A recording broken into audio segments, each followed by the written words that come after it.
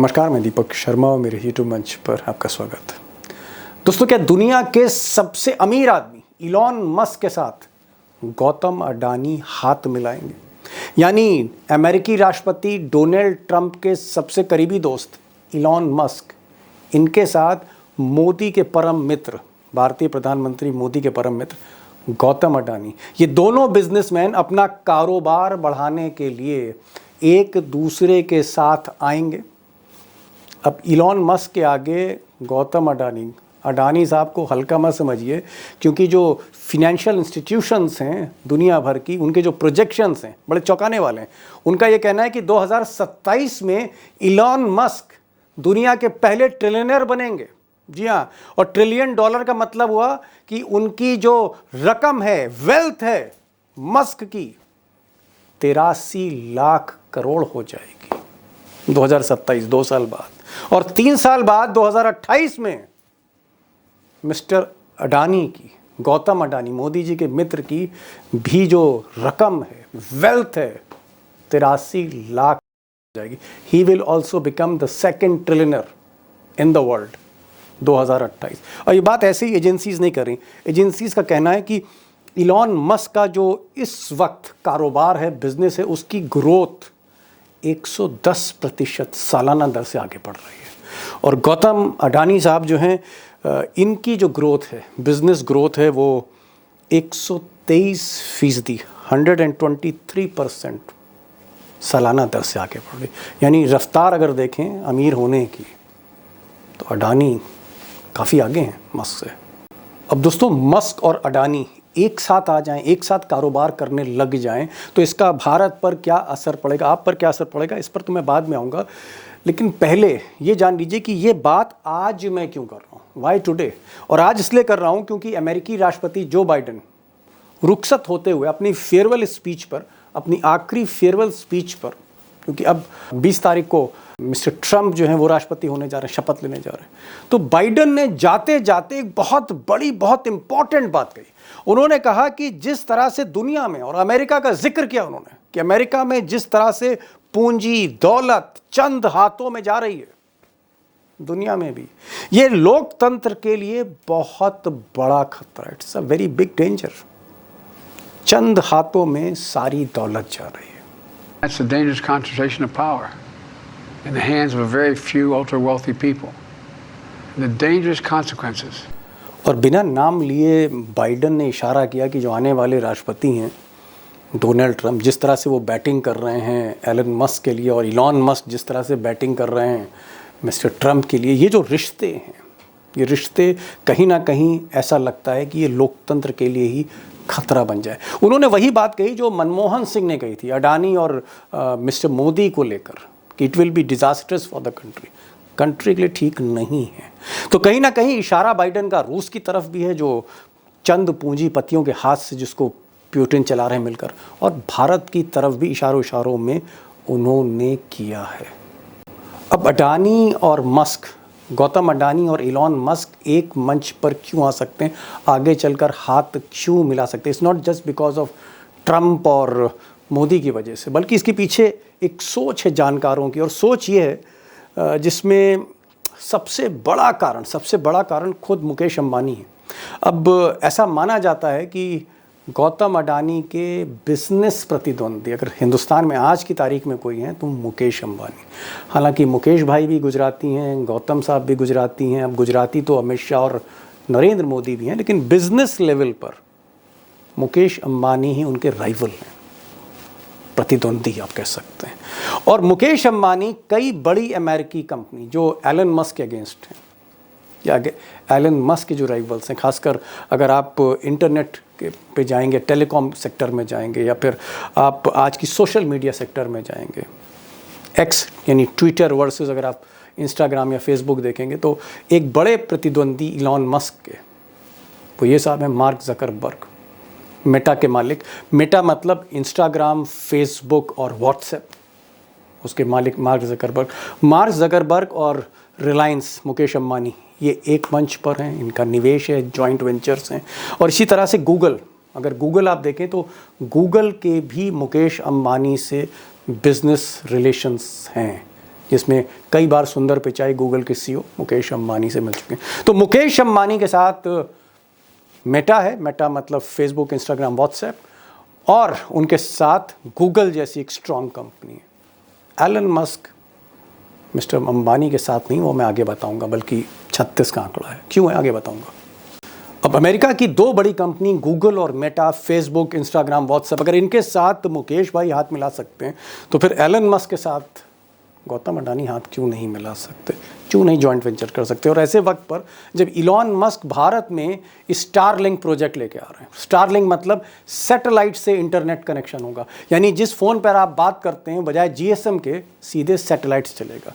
गांव में, देहात में, शहर में, जहाज में, रेलगाड़ी में, हर जगह स्टारलिंक इलॉन मस्क का काम करेगा। अब स्टारलिंक, जहाँ तक दूर संचार की बात है, टेलीकॉम की बात है, स्टारलिंक प्रोजेक्ट मुकेश अंबानी के जियो टेलीकॉम या जियो सैटेलाइट के लिए एक राइवल है। तो एयरटेल और जियो एक हो रहे हैं कहीं ना कहीं मस्क का रास्ता रोकने के लिए। अब मस्क का रास्ता कौन साफ करेगा हिंदुस्तान में, ये मैं आप पे छोड़ता हूँ। अब दोस्तों, मेरा टॉपिक स्टारलिंक या मेटा या फेसबुक या रिलायंस नहीं था। मेरा जो सीधा सवाल है, जो टॉपिक है असली, वो यही है कि क्या इस देश को अब सिर्फ चंद दौलतमंद चलाएंगे।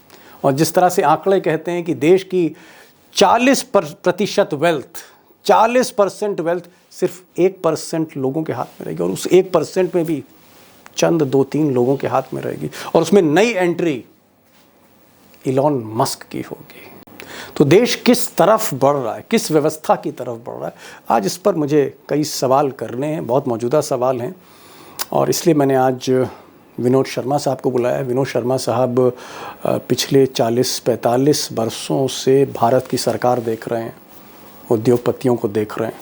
उनसे बहुत कुछ आज मैं सवाल करूंगा कि ये एलन मस्क और अगर अडानी साथ में आते हैं तो फिर क्या होगा। अमेरिका से, न्यूयॉर्क से हमारे साथ अशोक अरोड़ा जुड़ रहे हैं। अशोक अरोड़ा इसलिए इम्पॉर्टेंट हैं कि चाहे वो लीगल इश्यूज़ हों या कॉरपोरेट इश्यूज़ हों, एक भीतर तक जानकारी रखते हैं भारत और अमेरिका के बीच में, तो उनको भी मैंने आज न्योता दिया है। प्रोफेसर अखिल स्वामी, एक आप कह सकते हैं बड़ी अथॉरिटी हैं जहाँ तक बिज़नेस, ट्रेड, इंडस्ट्रीज़ की बात है, फिनेंस की बात है, उनको भी मैंने आज बुलाया है। और डेटा क्या कहता है, डेटा क्या कहता है अडानी के बारे में, अंबानी के बारे में, किस तरह से पब्लिक एसेट्स को पॉलिसी चेंज करके, नियमों में ढील देके किस तरह से इन्होंने देश की धरोहर को, पब्लिक एसेट्स को हथियाया है। डेटा क्या बोलता है, कुछ सवाल मैं उनसे भी एक आध करूँगा, अभिषेक कुमार से। इम्पॉर्टेंट बहस है, सुनिए देश वाकई किस तरफ बढ़ रहा है। विनोद जी, बाइडेन कह रहे हैं कि साहब एलन मस्क, नाम नहीं लिया, इशारा वही है कि एलन मस्क और ट्रंप, ये जो जोड़ी है जो अब काबिज हो रही है, उनको सबसे बड़ा खतरा लगता है। क्या हिंदुस्तान में एक जोड़ी पहले से ही काबिज है, अडानी है, उसमें मोदी जी हैं, अंबानी हैं। क्या आपको लगता है कि जिस दौर का डर दिखा रहे हैं बाइडेन, वो दौर हिंदुस्तान में है, जिस तरह से रूस में चला रहा है, रशिया में चला रहा है? अगर आपको याद हो, जब मनमोहन सिंह जी ने अपने पद से इस्तीफा दिया था और मोदी जी आ रहे थे प्रधानमंत्री बनके, तो डॉक्टर मनमोहन सिंह ने भी ये बात जाहिर की थी कि जो नया निजाम आएगा, उनके बाद जो उनके सक्सेसर हैं, उनका कार्यकाल डिजास्टर्स होगा। He used the word disasters. जी, पता नहीं कितना डिजास्टर्स रहा है, ये तो इतिहासकार आकलन करेंगे, लेकिन मेरा ये मानना है कि आज के दिन जो मसाइल अमेरिका के सामने हैं, देखिए, America was always a country which believed in capitalism. वो कोई सोशलिस्ट इकोनॉमी नहीं चलाते थे, वो कैपिटलिस्ट इकोनॉमी चलाते थे। और एक बात जो खास अलग जुदा आज के दिन नजर आ रही है कि अमेरिका सुपर पावर्स में, बिग पावर्स में अपने आप को डिस्टिंग्विश किस बेसिस पे करता है कि वो रूस और चीन की तरह टेरिटोरियल एम्बिशंस नहीं रखता था। एलन मस्क जो है हस्तक्षेप कर रहा है जर्मनी में, हस्तक्षेप कर रहा है इंग्लैंड, ग्रेट ब्रिटेन में। तो ये ऐसा लगता है कि ये लोग अपने धन के बल पे और अपनी कम्युनिकेशन तंत्र के बल पे, जैसे कि न्यूज एक्स जो प्लेटफॉर्म है, वो एलन मस्क उसको चला चलाता रहे है, उसका ओनर है, और वो कहीं भी जाके अराजकता पैदा कर सकते हैं। जी। वो एक बड़ा ही स्ट्रॉन्ग वेपन है, which is as Vinod ji, अगर मैं थोड़ा सा ब्लंट सवाल आपसे कर दूं, क्योंकि आप तो हर तरह की बाउंसर खेलते हैं, क्या जिस तरह से मार्क जकरबर्ग, मेटा यानी फेसबुक और इंस्टाग्राम और व्हाट्सएप के मालिक मार्क जकरबर्ग इन्वेस्ट कर रहे हैं, हाथ मिला रहे हैं मुकेश अंबानी से, क्या फ्यूचर में ऐसा भी हो सकता है कि अडानी एलन मस्क को अपने साथ लेके आए, भारत में निवेश कराएं? ऐसा हो सकता मुझे है क्या? डर इस बात का है कि एलन मस्क में want to capture the Indian auto industry. भाई उसकी जी तो बातचीत चल रही थी ना, जब उसको खाली हाथ लौटना पड़ा।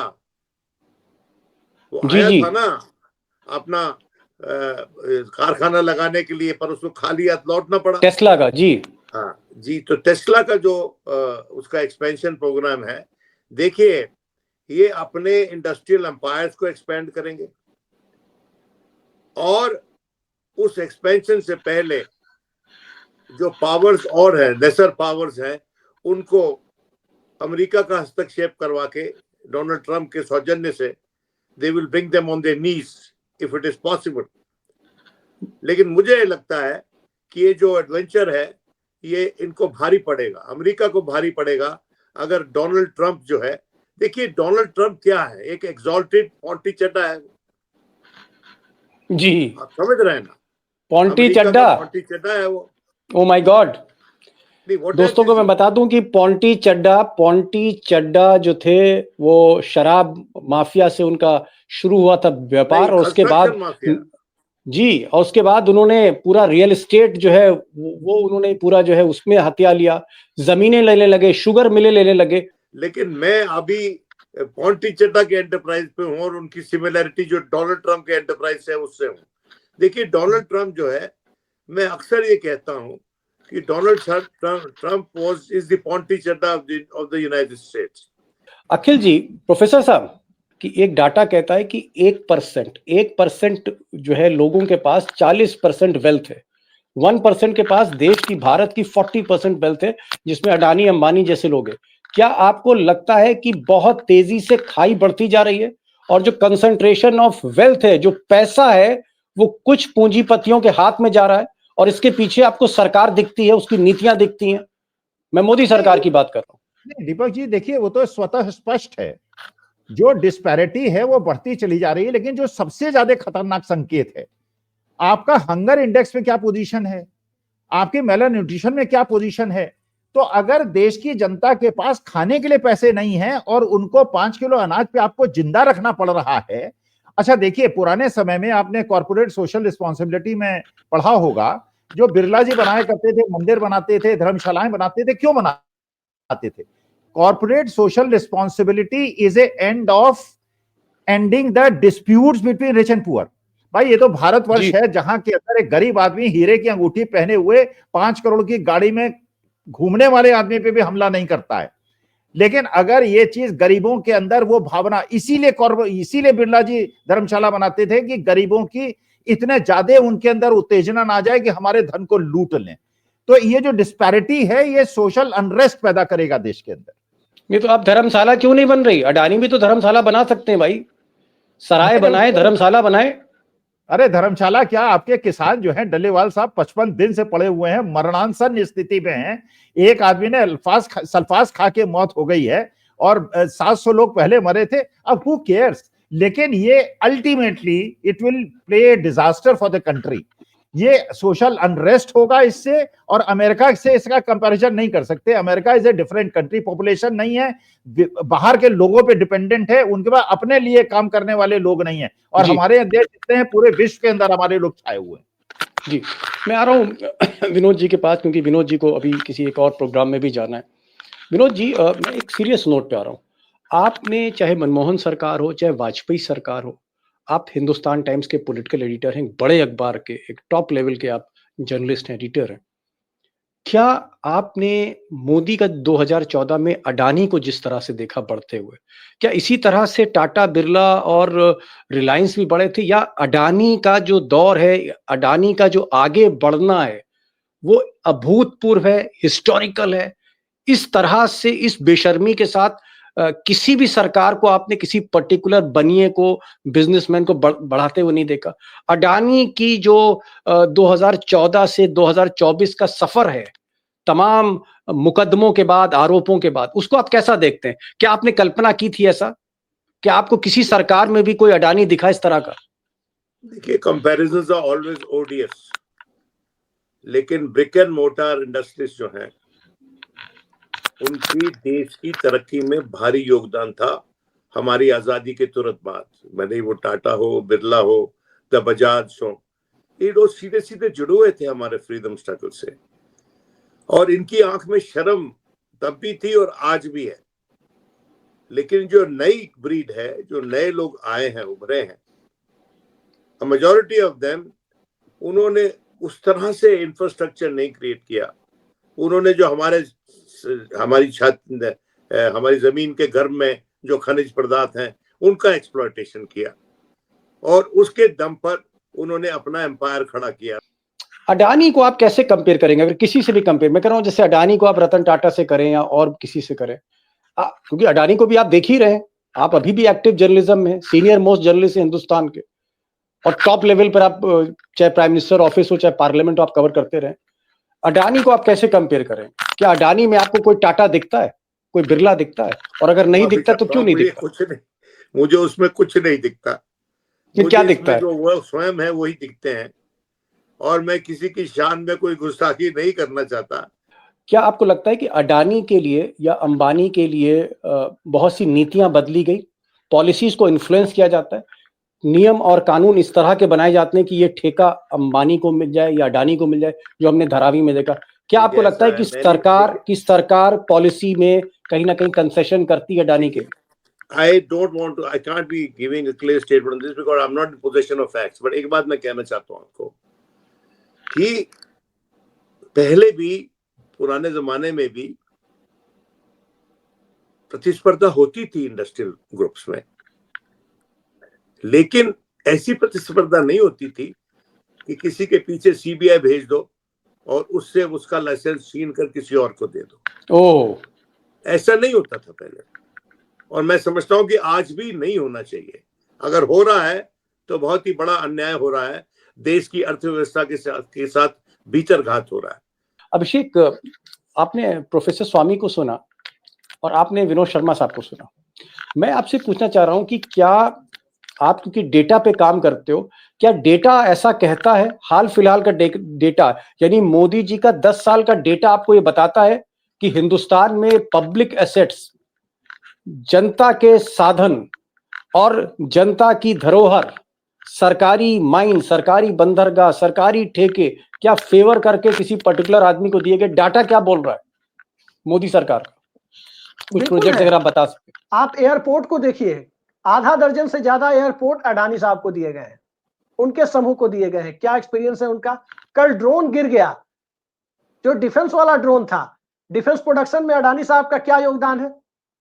कौन सा उनका इतिहास है कि डिफेंस प्रोडक्शन में उनका एक बहुत बड़ा रोल रहा है? वो सबने देखा है कि क्या हुआ है।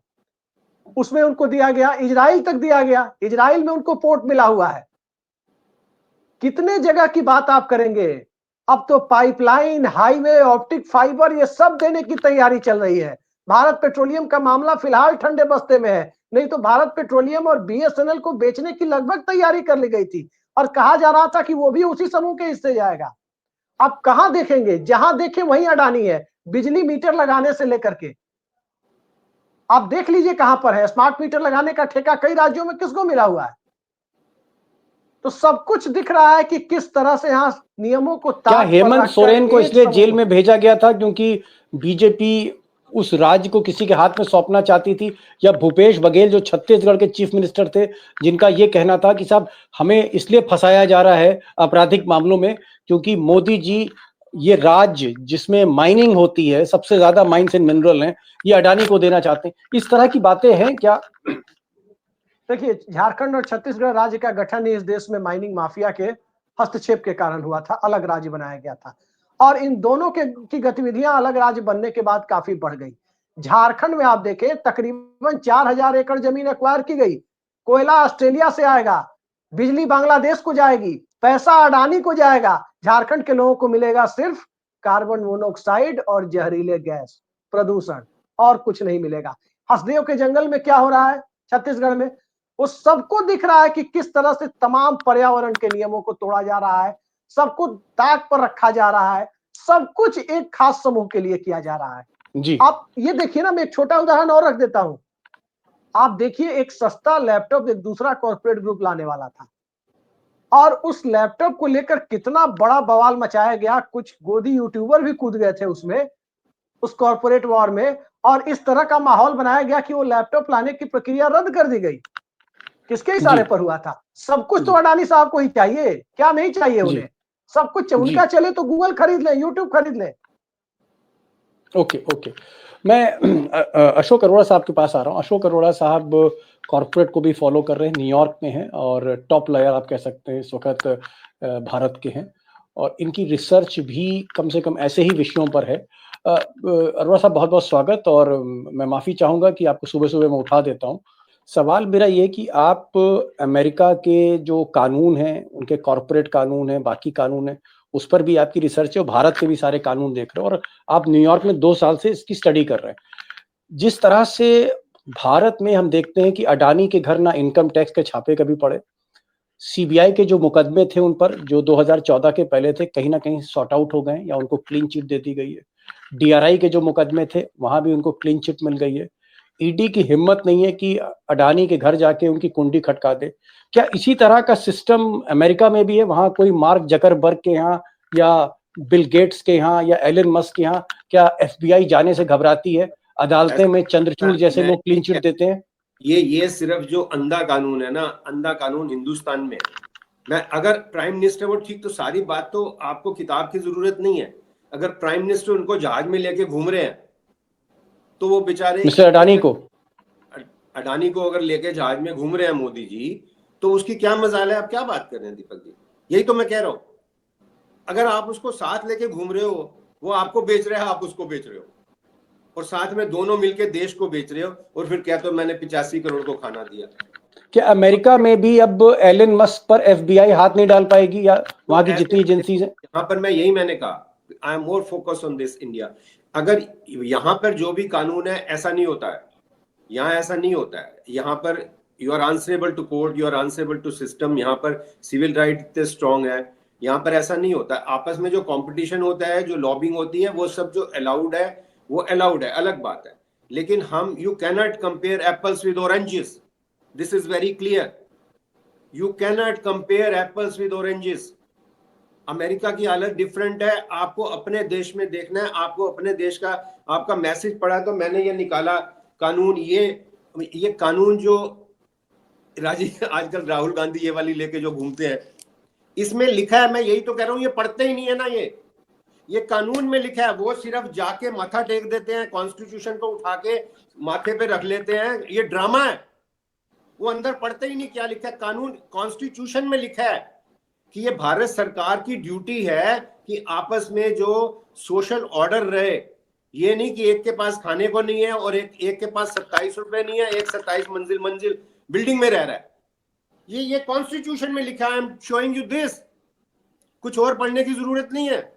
लेकिन ये पढ़ते ही नहीं है ना। अनपढ़ लोगों को आपने बना दिया है, पढ़ते नहीं है। मैंने कल भी कहा था, अनपढ़ और नीयत खराब, करेला और नीम चढ़ा, ये पढ़ते ही नहीं है। और इनको करेला और social order is the part of the constitution, जिसको माथे पे रखते हैं और पढ़ते नहीं। Got your point. आपने कहा बाइडेन ने एक कंसर्न जाहिर की है कि एलन मस्क जैसे लोग कहीं अडानी ना बन जाएं, लेकिन वकील साहब कह रहे हैं, अरोड़ा साहब कह रहे हैं कि ऐसा मुमकिन नहीं है। आप सेब को संतरे से बिल्कुल भी कंपेयर नहीं कर सकते हो। अमेरिका में पॉसिबल नहीं है। यहाँ पर अगर कोई मुकदमा है बाइडेन के लड़के पर, तो उसमें भी सजा होगी। बाइडेन को खुद जो है उसको माफ करना पड़ेगा, और एलन मस्क जो है उन पर भी कोई मुकदमा है तो वो भी चलेगा। और अगर ट्रम्प हैं, डोनाल्ड ट्रम्प, तो उनको भी सजा मिल सकती है। 2 दिन पहले उनको सजा मिली है। अमेरिकन जुडिशरी को हम हिंदुस्तान की जुडिशरी से कंपेयर ना करें, ये इनका कहना है। प्रोफेसर साहब, टाइम बहुत हो गया। आखिर में आपसे पूछूंगा कि क्या आपको लगता है कि भारत में जैसे जैसे मोदी बढ़ेंगे, अडानी का प्रभाव बढ़ता जाएगा, भले ही केन्या में या अमेरिका में या ऑस्ट्रेलिया में उनके खिलाफ मुकदमे हो? क्या अडानी का प्रभाव बढ़ेगा, आपको क्या लगता है?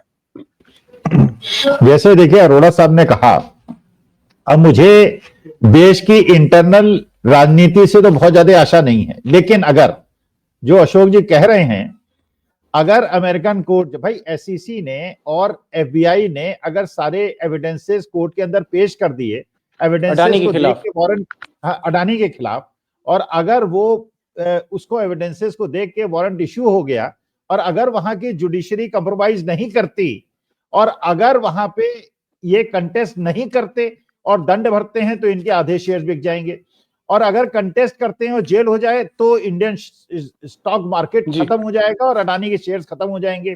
अगर बेदाग छूट गए तो बात अलग है, लेकिन अगर वहां पे जुडिशरी इतनी स्ट्रांग है और सारे एविडेंसेस देख के वारंट इश्यू हुआ है, तो छूटने की कोई संभावना नहीं है। अगर छूटने की संभावना नहीं है तो मोदी जी और अडानी जी कुछ भी कर लें। अब मुझे आशा जो है, अब वो भी टूट सकती है, अब देखते हैं टूटती है कि नहीं टूटती है, वो देखते हैं अमेरिकन कोर्ट्स क्या करते हैं। जी, आखिरी सवाल, समय हो रहा है, अरोड़ा जी से एक चीज पूछ लूं। अरोड़ा जी ये कह रहे हैं, प्रोफेसर साहब कह रहे हैं कि अडानी पर न्यूयॉर्क, जिस शहर में आप रहते हैं और जिस कोर्ट में आप जाते हैं, वहां पर अडानी के खिलाफ डिस्ट्रिक्ट कोर्ट में मुकदमा दर्ज है, बुरी तरह से अडानी फंसे हुए हैं। कुछ लोग भारत पे चर्चा कर रहे हैं कि एलन मस्क के अच्छे संबंध हैं मिस्टर अडानी से। क्या अडानी अगर एलन मस्क को कुछ काम दिलाएं भारत में, तो एलन मस्क ट्रंप के प्रभाव से मुकदमा हल्का करा सकते हैं अडानी पर? Deepak ji, this system is totally different. इस सिस्टम में ऐसा जुडिशरी मैनेज नहीं होती है। जुडिशरी इज, अरे साहब, एलन मस्क है, ट्रंप साहब का दोस्त है। ट्रंप साहब ने अपनी फाइनल स्पीच में कहा कि मैं आभार व्यक्त करता हूं एलन मस्क का, ये ना होते तो मैं चुनाव ना जीत पाता। इतना भी नहीं करेंगे? अरे सर, डिस्ट्रिक्ट कोर्ट है, सुप्रीम कोर्ट थोड़ी ना है। बताए, see the respect of judiciary है। आफ्टर अरोड़ा साहब, जब चंद्रचूड़ जैसा आदमी झुक सकता है, अब फिर you are again comparing apples with oranges. Chandrachud ने जो बेड़ा गर्क किया देश का, नहीं, मैं कह रहा हूं, अगर भारत में सबसे बड़ी डेमोक्रेसी है, सबसे बड़ी डेमोक्रेसी है, जब सबसे बड़ा जज इस देश का, चीफ जस्टिस ऑफ इंडिया, वो अगर अडानी के फेवर में जा सकता है, तो वहां तो डिस्ट्रिक्ट कोर्ट है साहब। इसीलिए जहां आप बैठे हो न्यूयॉर्क में, वहां का डिस्ट्रिक्ट कोर्ट है। इसीलिए तो मैं बता रहा हूं, जिला जज ही होगा। जब चीफ जस्टिस ऑफ इंडिया भगवा पहन के पहुंच जाता है वहां पे और कहता है कि ये जो भगवा है इससे हमें बहुत कुछ मिला है, वो कॉन्स्टिट्यूशन भूल जाता है। नहीं, आप क्या कहना चाह रहे हैं? आप ये कहना चाह रहे हैं, नहीं, आप ये कहना चाह रहे हैं कि जिला जज को अमेरिका का राष्ट्रपति या अमेरिका का नंबर 1 सबसे अमीर आदमी वो इन्फ्लुएंस नहीं कर सकता? बिल्कुल, मैं यही तो आपको बता रहा हूं, यहाँ पर सिस्टम डिफरेंट है, टोटल वाटर टाइट जो है, जो जुडिशियल सिस्टम है, उसको आपने देखा। अभी मैंने आपको एग्जांपल दिया था, बाइडेन को अपने बेटे को पार्डन देना पड़ा, could not manage, he did not manage, I say he did not manage. वो सबको अपना काम करने देते हैं। यहाँ चंद्रचूड़ नहीं है जो भगवा पहन के और डांस करेंगे और कॉन्स्टिट्यूशन भूल जाएंगे। ये चीफ जस्टिस ऑफ इंडिया भगवा की बात कर रहे हैं, वो कॉन्स्टिट्यूशन की बात नहीं कर रहे। मैंने आपको बताया, आई आर्ग्यू बिफोर चंद्रचूड़, मैंने खुद किया है जी कि भैया ये सिस्टम जो है, आप फंडामेंटल राइट्स देखिए, आपकी ड्यूटी ये है चीफ जस्टिस। तो एक लाइन में बताइए कि क्या एलन मस्क अगर चाहें तो मिस्टर अडानी का मामला न्यूयॉर्क के डिस्ट्रिक्ट कोर्ट में सेटल नहीं कर सकते? मैं ये कहूंगा कि नहीं, वो कोशिश ही नहीं करेंगे। They don't interfere with this system. जो एक सेपरेशन ऑफ पावर है वो यहाँ है। They may plead whatever they want to plead, but they don't interfere. हस्तक्षेप बहुत मुश्किल हो जाता है। वो आपको निक्सन गेट नहीं पता, वाटर गेट कांड। Got it. चलिए, खैर समय हो रहा है। अरोड़ा साहब का कहना है कि भाई भले ही एलन मस्क और गौतम अडानी के बीच में एक एक्सेस बने, जिस तरह से मार्क जकरबर्ग या गूगल और रिलायंस के बीच में पार्टनरशिप है, एलन मस्क चाहते हैं कि वो भारत आए और उनका जो स्टारलिंक प्रोजेक्ट है वो कहीं ना कहीं फले फूले, लेकिन वो कहीं ना कहीं मुकेश अंबानी के आड़ में आ रहा है, क्योंकि दोनों टेलीकम्युनिकेशन के क्षेत्र में हैं। इसलिए अडानी हो सकता है कि उनको राहत दें। लेकिन एक बड़ी बात कह दी हमारे अटॉर्नी ने, अशोक अरोड़ा साहब ने, उन्होंने कहा कि भाई ये पॉसिबल नहीं है। और मैं इनकी बात पर इसलिए यकीन कर रहा हूं कि जिस न्यूयॉर्क की डिस्ट्रिक्ट कोर्ट में ये मामला अडानी का है, उसी डिस्ट्रिक्ट कोर्ट में रोज आना जाना है न्यूयॉर्क में मिस्टर अशोक अरोड़ा का, जो सीनियर सुप्रीम कोर्ट के लॉयर हैं। इनका कहना है कि मुमकिन नहीं, इट्स नॉट पॉसिबल। वहां पर कोई भी, चाहे वो राष्ट्रपति हो, तो एलन मस्क को दखल नहीं दे सकता है। अदालतों में, ये उनका कहना है। तो हम यही कहेंगे कि फिलहाल एक चीज जो आज बाइडन ने कही, बाइडन ने भले ही अमेरिका के लिए कहा कि हमारे अमेरिका को एक बड़ा खतरा, जो सबसे बड़ा खतरा है वो ये है कि कहीं सत्ता का जो हस्तांतरण होने के बाद ताकत जो है अमेरिका की, सत्ता जो है अमेरिका की, चंद पूंजीपति यानी एलन मस्क जैसे उनके हाथ में ना दे दी जाए। लेकिन अखिल स्वामी साहब का कहना है, विनोद शर्मा साहब का कहना है, अभिषेक का ये कहना था कि यहाँ ऑलरेडी पावर दी जा चुकी है हाथ में। सवाल ही इस बात का। अरोड़ा साहब, आप न्यूयॉर्क से जुड़े, सो नाइस ऑफ यू। अखिल स्वामी साहब, आपका भी बहुत बहुत शुक्रिया। विनोद शर्मा साहब हमारे साथ जुड़े थे, उनका शुक्रिया। Abhishek, thank you so much for joining this programme.